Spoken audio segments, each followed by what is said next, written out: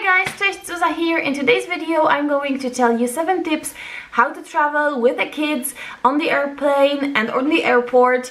It will be mostly on the short flights because the short flights are a bit different than the long ones.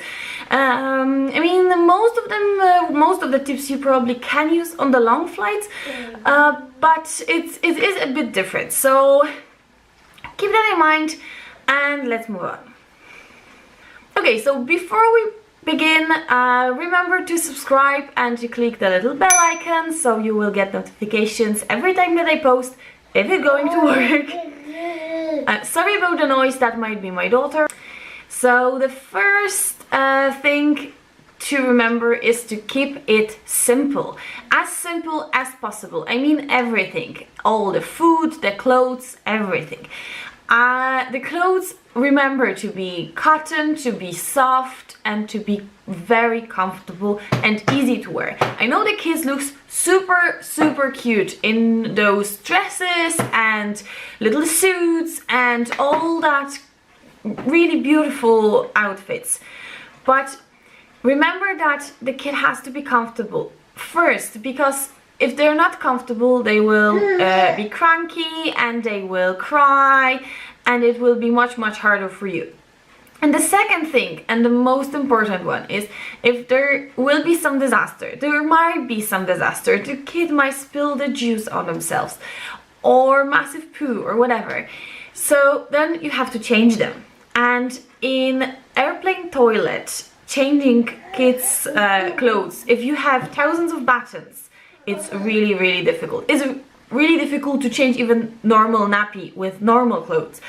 So remember to have really simple, to have it t-shirt or vest and trousers, and not really fancy clothes. If you want them to look nice when they get out from the plane and you will be saying hello to your family, change them on the airport when you land. That's the best tip. The second tip is to use a sling or a carrier. I'm using a sling. This is my sling. So basically it's a really long piece of material that you wrap your baby in, and you have your hands free. You can push the buggy, you can have a tea, or you can go into the plane and pack everything without worrying about what to do with the baby. So I'm using a sling mostly because I can use it as a blanket, because in the airplanes there is really cold sometimes. So I'm more into slings, but if you want to use a carrier, it's alright. Just remember to take a blanket to the airplane to cover yourself and the baby, because it's really cold sometimes there. Remember, so it won't be a crotch hanger. There is a picture of crotch hanger because it's really not healthy for you or for a baby. Even if it's 15 or 20 minutes and it's really uncomfortable for both of you. So it's much better to buy a proper carrier, and then if you stop using it, just sell it. So the next tip is something that I discovered totally by an accident, that you probably should wait as long as you can, because when you wait for the airplane, there is a big line forming in before the entrance, before even the plane stops there. And we as an adult, we can wait, but the kids are super impatient. So when you're waiting in the line and you're just waiting there and standing, the kids starting to be bored and starting to get cranky and do everything. Believe me, I've been there. So the thing you have, even if you have priority entrance, you really want to wait as long as you can. So stay on the airport, just wait, and when most of the people get in, just stand in the line and then get in as one of the last passengers.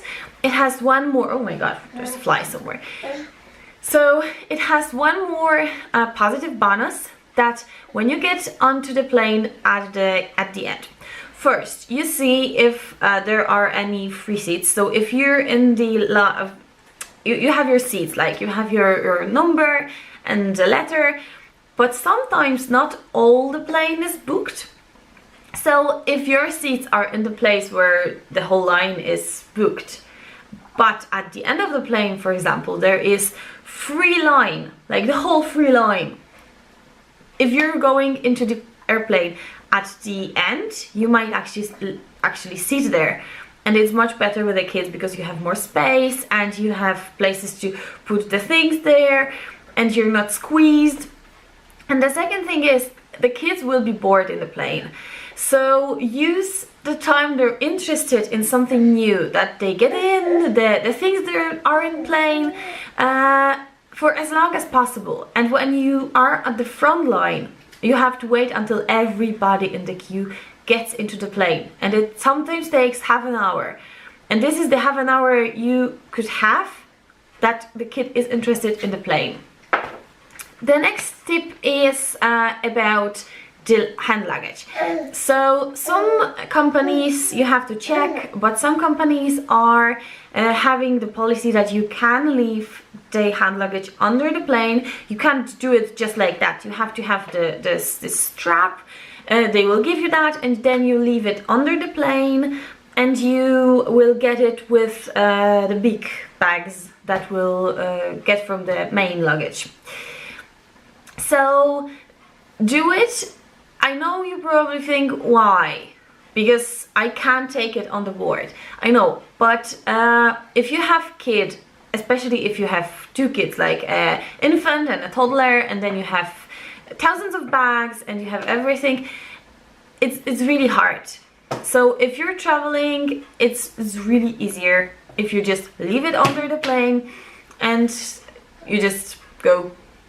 That way, in the plane you have just a kid and a small bag with all the snacks and all the kids stuff and maybe some electronics that you need, but you don't have all the clothes and stuff that you don't really want or don't really need. The next tip is probably more for a toddler or an older kid. So entertain the kid as long as you can without electronics. So try to start with color books or stickers or stuff like that, and then at the end go with electronics, because for me it's last resort. So if she's bored with electronics, then I'm done. Then she's going to just, oh my god, that's really bad. So leave electronics at the end. And I know the kids shouldn't watch too much TV, too much smartphones and stuff, but when you're with a toddler, you really don't want them to scream for 3 hours, because it will be very uncomfortable for you, for your child, and for everybody in the plane. So I guess if you're traveling once in a while, it won't harm anybody to give kids some electronic time, but leave it at the end. So the next tip is before you get into the plane and after you're getting out from the plane. So as possible, use Buggy as a trolley. So put all the bags on your Buggy and put your kid into the sling. Because especially if you have a toddler that you have to run after, if you have a child in a Buggy and then luggage and then a toddler, and you have to run after a toddler, and you don't really know if you have to leave your small child in the Buggy and then chase the toddler, or leave the toddler and mind the infant. So it's much easier to just have one place when you have bags and Buggy, and then you have your kids with you. And it's much easier because you have your hands free. And the last tip is to try. I mean, probably you won't be able to do it every time, but try to leave the plane as fast as you can, so you won't stay in the line for the passports very, very long. Because if you're waiting at the end when everybody gets out from the plane, then you will wait until the whole plane will get their passports checked. So I mean, you have to still take your bags and take your Buggy, but try to do it, and try to do it as fast as you can. I know it's sometimes impossible. I know I have 2 kids and sometimes it's just impossible, but just try and do your best. So I hope you enjoyed it. If you liked it, give me a thumbs up. And you can, as I said at the beginning, subscribe so you will check what I'm posting. And if you want to know more, just stay tuned. And do you have any other tips? Maybe I forgot about something. Maybe you have some tip that you invented and it's perfect for plane travels with kids. So thanks so much for watching, and be cool and stay cool, and see you the next time. Bye!